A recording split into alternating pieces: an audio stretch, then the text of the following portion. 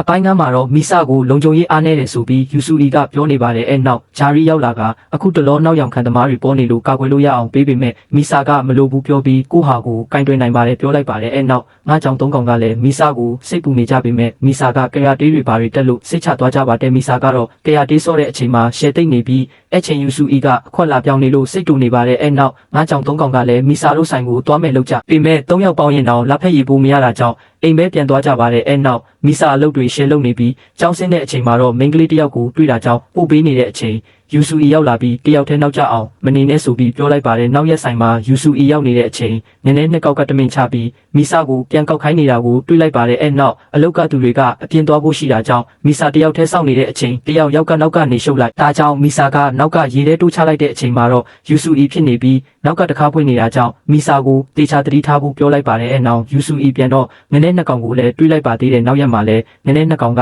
အေးခွက်ကိုတမင်ချကမိဆကပြေဆုံးတယ်ဘာညာလုပ်နေပါတယ်အဲ့ညမှာလည်းဂျာရီကသွားစရာရှိတယ်ဆိုလို့မိဆတယောက်တည်းကြံနေတဲ့အချိန်တကားဖွဲ့တန်ကြလို့တွားကြည့်နေတော့မိပိတ်သွားပြီး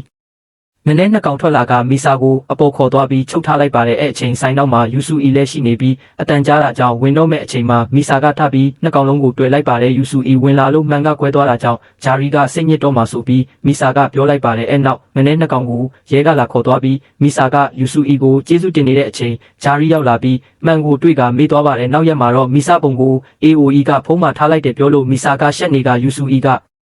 ပုံကိုတောင်းနေပြီးအပိုင်းကလည်းပြီးသွားပါတော့တယ်ကြည့်ရှုပေးလို့အားလုံးကိုကျေးဇူးတင်ပါတယ်